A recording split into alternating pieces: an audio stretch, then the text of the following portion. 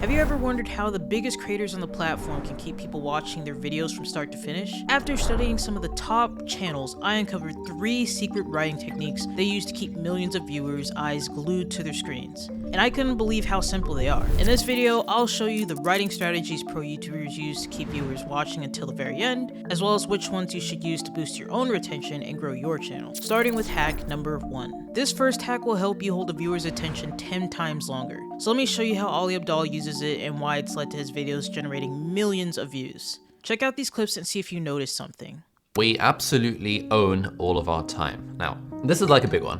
When I first had this realization, my life genuinely changed because I used to think I don't have time to do stuff. And I don't know where I read it, but I came across this probably like a fortune cookie somewhere, which said something like, at any given moment, you are doing what you most want to be doing. And that was a very empowering thing for me because I was obviously in need of empowerment. And it helped me realize that my time is entirely within my control. Like right now, I'm filming this video because I want to be.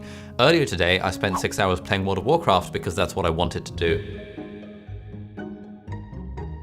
For me personally, the way that I track any new habit that I want to build is by using an app called Streaks on my iPhone home screen. It's super helpful. Right now, it reminds me to exercise 30 minutes a day, to do this meditation exercise that I'm trying out, and to film something for my vlog channel every day. And these are things that I would otherwise struggle with. Notice how in both clips, Ali shares personal stories rather than just stating bland facts. If he were to just create videos that only talked about what you need to do in order to be productive from step A to step Z, people wouldn't really be invested in his videos as much as they are. But by sharing his own real-world experiences, Ali is creating a connection with his viewers, showing how he's applied the strategies he's teaching to his own life. So how do you do this for yourself? Well, let me show you these 2 easy steps. Step number 1, take time to think about your own personal experiences related to the topic you're talking about. What experiences have I gone through that relate to this topic? And if it was challenging, how did I overcome those problems and what did I use to solve them? Noting that the stories you share don't have to be wildly extraordinary or crazy, or as entertaining as a Mr. Beast theme, it's the everyday stories we live that can be powerful, especially if they're relatable to your audience. Step number 2, weave these stories into your writing when you figured out what the most relevant and relatable experiences are. Remembering to always tie your personal stories back to the main points that you're trying to make. And that's pretty much it. Now that you know how to increase your audience's attention through personal stories, let's move on to the game-changing technique that some of the biggest YouTubers like Mike Shake and Mark Rober use to create incredibly engaging content. If you aren't familiar with the YouTuber Mark Rober, he's an engineer who does a bunch of science-based DIY projects and challenges that go super viral on the platform. You're probably asking yourself, why is Mark Rober being featured in a writing video when all of his videos are based on crazy science experiments? Well, believe it or not, most YouTube videos you think aren't scripted actually are. Most people don't realize this, but like every word I've ever said on my YouTube channel, unless it's like extemporaneous and we're like doing an experiment, I say something, is at my feet written out on a piece of paper. How much is scripted in advance and how much is marked real time? I never write. I write the videos is always the very last step. Like we've been working on this world's smallest Nerf gun for over a year now. The video will release in a week and a half. I am just now looking at all the footage and writing what the script is. That's my process. I even got the opportunity to interview Mike Shake's scriptwriter, George Blackman, and here's what he had to say. They will plan what they want to do a fairly good degree where they know like, okay, locations, if they're going out and doing crazy stuff in different spots around the city, or there's going to be other people involved. There's a lot more coordination. That's not really on me. All I get is basically they've filmed what they can, sticking as close to what they think is going to happen. And then what actually happens turns up in a huge Dropbox folder on my desk. And then it's like, okay, make this make sense. But just so you know, this thing blew up 10 hours before it was meant to. My job as a writer was to stick as closely as possible to that plan, watch through the footage that got sent, every single piece of it, and then write voiceover to tie it together. But the stuff that he is doing all of this stuff, and he never fakes any successes, any failures. There's this line where you don't want to make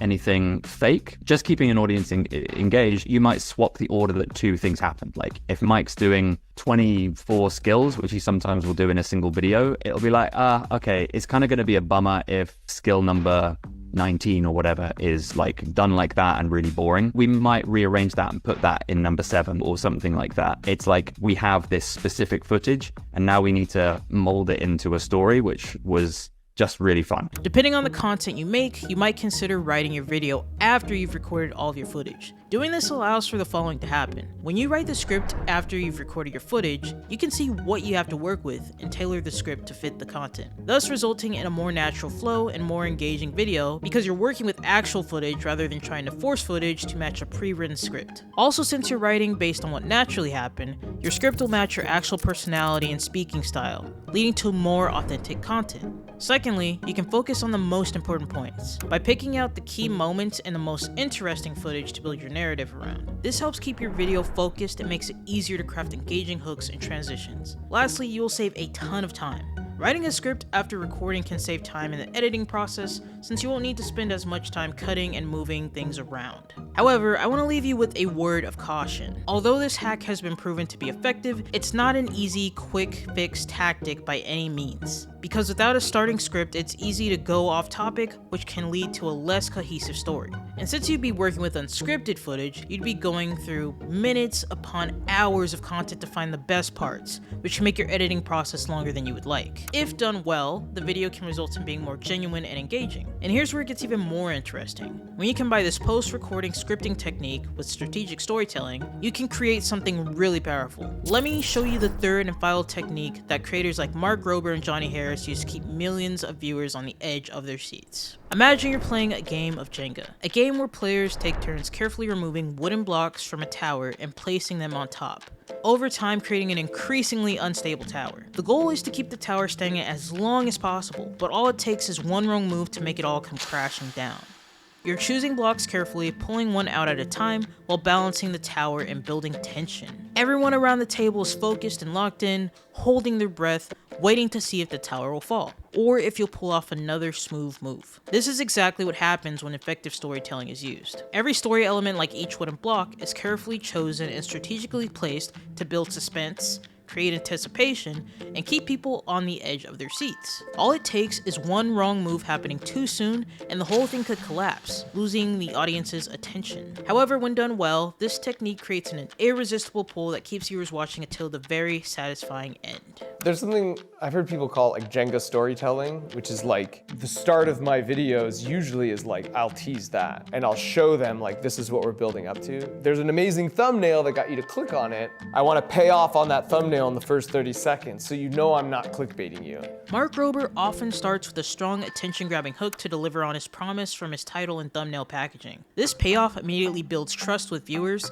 showing them that their curiosity is going to be rewarded if they keep watching. With viewers hooked, Mark starts stacking more blocks to increase tension or stakes to keep them more interested in the story. For example, in his video titled "The World's Smallest Nerf Gun Shoots an Ant," he doesn't just show you the largest Nerf gun scaled down to the smallest ones he's created, but instead, he takes you on a journey through the process of the gun's creation. He builds anticipation by showing the process of each gun scaling down in size, like designing a gun without springs and other pieces that couldn't be replicated due to size. Working with experts in advanced fields until he found the perfect solution for how he could finally shoot an ant with the world's smallest Nerf gun. Each new challenge and breakthrough adds to the story's tension, like carefully stacking blocks on a Jenga tower. Also, if you want this visual Jenga storytelling cheat sheet to use with your own videos, link in the description below. Johnny Harris also takes a similar approach, but with an investigative twist. His video investigating why McDonald's ice cream machines are always broken is structured in which each piece of information builds tension and reveals more problems until the story collapses into a satisfying conclusion. He begins by setting up the base layer of the video with the familiar, well-known problem. McDonald's ice cream machines are often broken. At first, he explores common assumptions that the machines are down due to lazy employees or overcomplicated cleaning cycles. However, Johnny quickly hints at a bigger story, suggesting that the broken machines are part of a far more complex issue. From there, he gradually raises the tension by systematically debunking and removing those initial assumptions block by block. For example, he reveals that other fast food restaurants like Wendy's and Chick-fil-A, which use the same ice cream machines, don't experience these same issues. This instantly shifts the blame away from the machines and puts the spotlight on McDonald's specific practices. As the story builds, Johnny Harris introduces the conflicts and villains of the narrative, aka corporate companies like Taylor and McDonald's. portraying them as antagonists working together to exploit small McDonald's franchise owners for more profit. And by the time we reach the climax of the video, the broken ice cream machines are actually a deliberate business strategy that benefits big corporations that screw over franchise owners. The entire story collapses, leaving viewers with a complete reframing of the story. With his video framed in a Jenga-like structure, Johnny Harris took a commonly asked question, an internet meme, and turned it into an investigative journey built with a combination of tension, conflict, and emotional payoffs. So let me show you how you can engage your audience like Mark Rober and Johnny Harris in just 4 steps. Start with a clear, relatable, well-known problem or interesting question to set the foundation of your story. For example, Johnny Harris asking the question, why are McDonald's ice creams always broken? You want to hook your audience by promising that the story will be more than expected, teasing that the initial problem or question is part of a more complex issue. The third thing you want to do is stack blocks of tension, gradually adding layers of tension to the story by introducing challenges, obstacles, and new information. Each new block should answer one question while raising another, keeping viewers curious and invested. Next, you want to add conflict and raise the stakes. And you do this by introducing the conflicts of your core story. These can be people, unexpected obstacles, or plot twists, and this will add a sense of urgency and make your audience more invested in what the final outcome will be. And finally, you want to deliver the collapse and payoff. End with a satisfying resolution that ties the entire story together, reframes the beginning ideas. It's important to leave your audience with a new perspective, insight, or emotion. Now that you've learned these script writing hacks from top YouTubers, you're definitely going to want to watch how James Johnny keeps millions of viewers hooked. Check out this video here.